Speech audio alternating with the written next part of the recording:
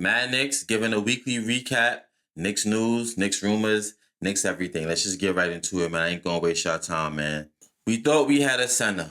We signed Musa Cisse to a 2-year deal. He's a restricted free agent, so Dallas has 48 hours to match it, and probably less than 12 hours, they match it.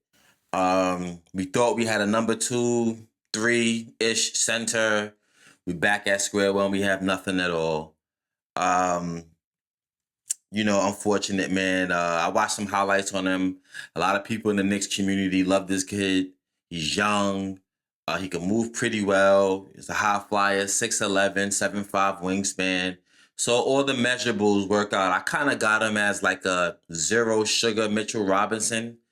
Not quite Mitch, but better than Drummond for me personally. I mean, especially the upside. But we had him, now we don't have him. Hey, it is what it is. I'm just wondering what the front office plan really is when it comes to the backup center position. What are we doing? Like, what's happening here? Like, is it Drummond that's going to be the number 2 guy? Was that always the plan? Was trying to go after Yves Missy or one of them is the plan?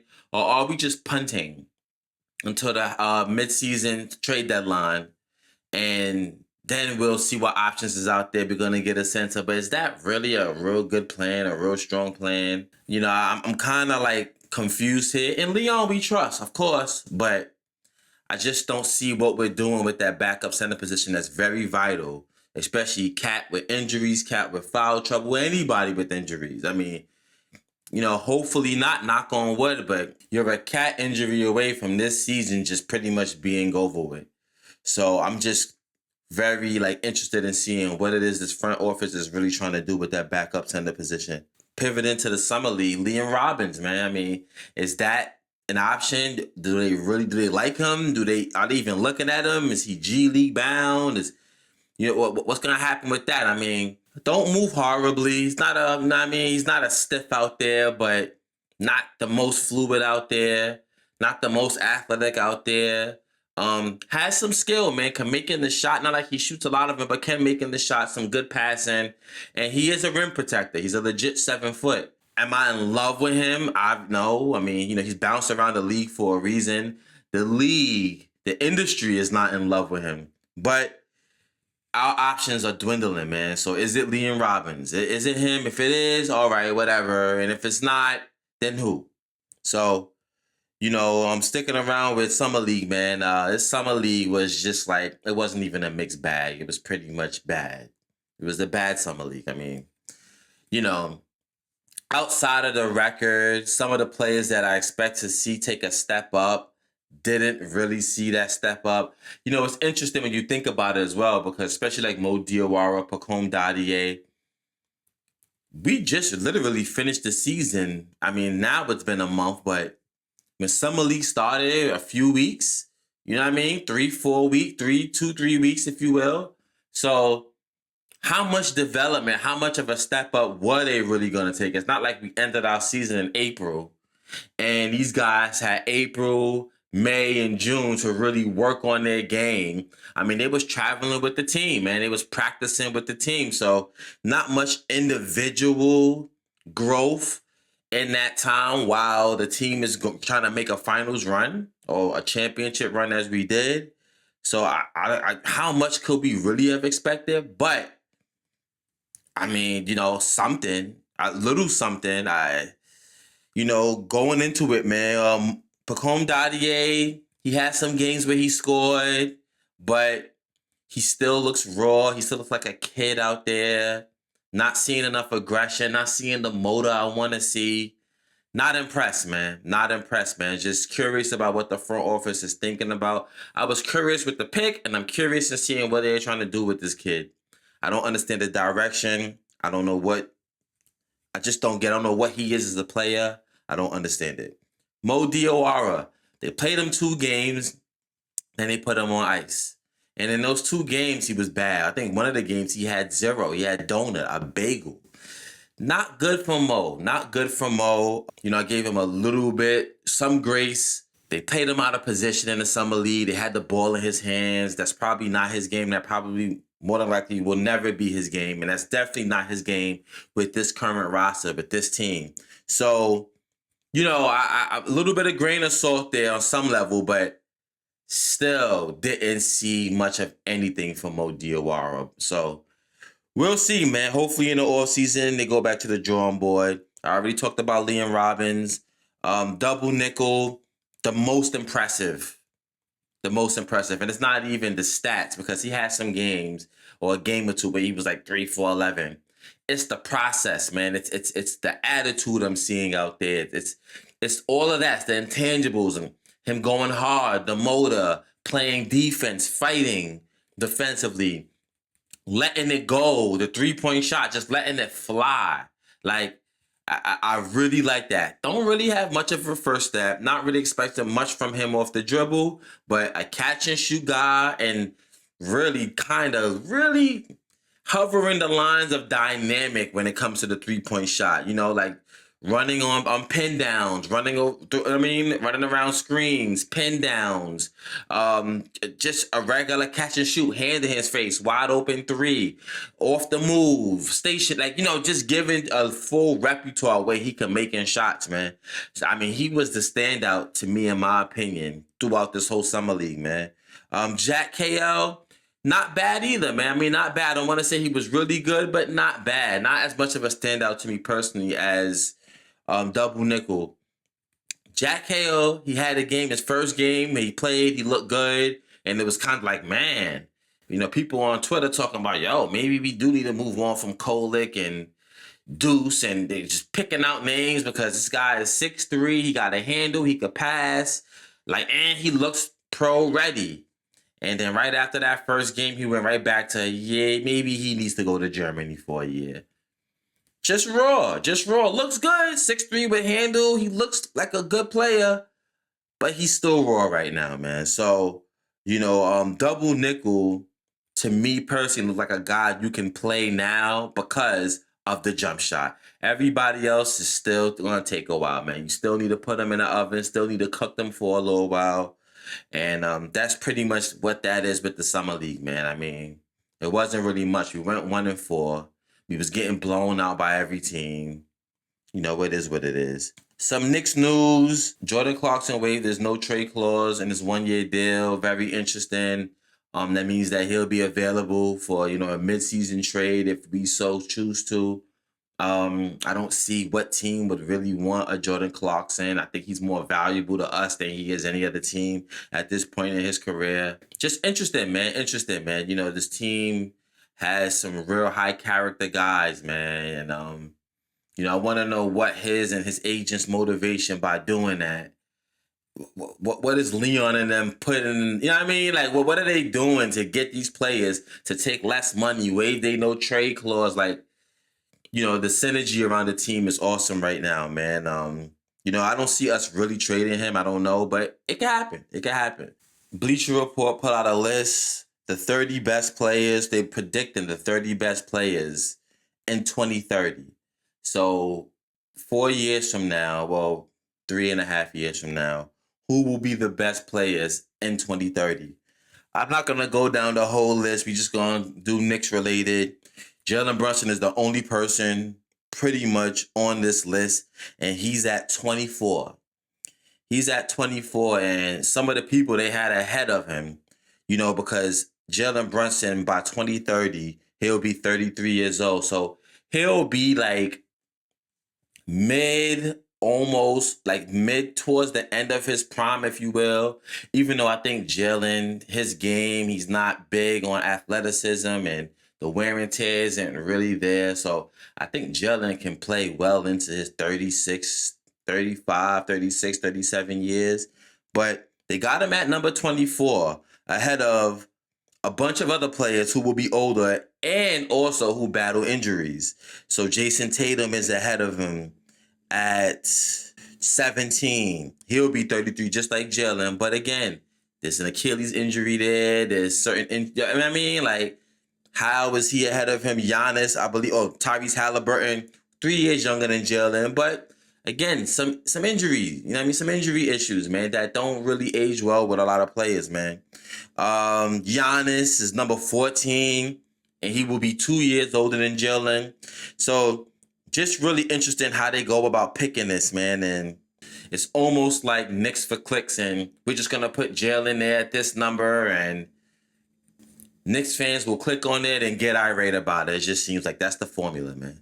What they said in it was the number above is a little misleading. Since Jalen Brunson's birthday is in August, by the time 2030 to 31 season starts, Brunson will be 34. So he won't be 33, he'll be 34 by that time, by the start of that season. So his inclusion on this list might offend some fans of other guards in his age range. But unlike those other guards, Brunson has already had to learn how to dominate at both a size and athleticism deficient. He's done it with skills and craft, and neither trait will likely abandon Brunson over the next 4 years. In fact, there's a real chance he only sharpens those between now and 2030. We just witnessed Chris Paul remain very effective well into his 30s, and Brunson could do the same. I agree. Chris Paul, Brunson is probably a really good comp. Playoff 2 feet kind of players. I think Brunson can play well into, his older years.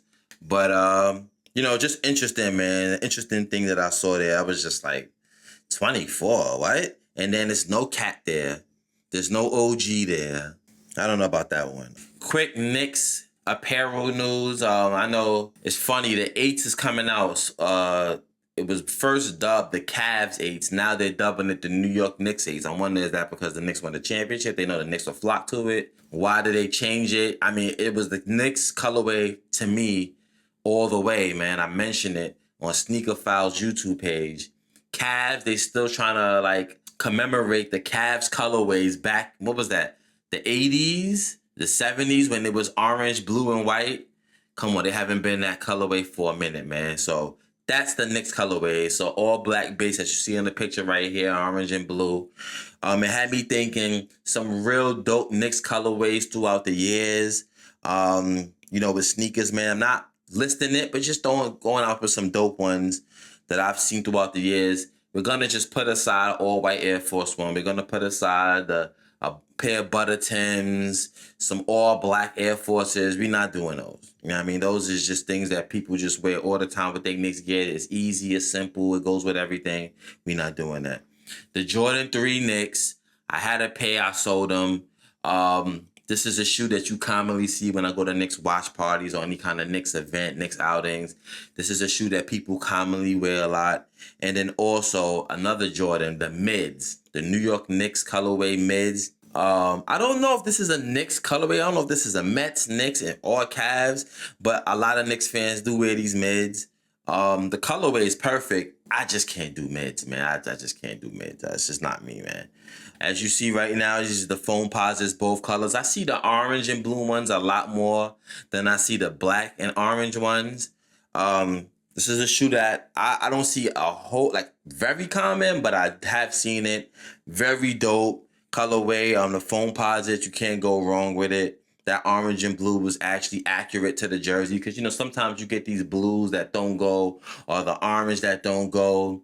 The Knicks is constantly changing the hues of blues and the hues of oranges, so it's hit or miss, but this is really good. And, when you have shoes that are this dominant in orange and blue without any kind of white to break up that monotony, it's hit or miss. You just don't know. You know what I mean? Either could hit, it could be really good, or it could be it's too much. The Air Zoom Huaraches, they're coming back out this year as well. The pennies, black, orange, and blue.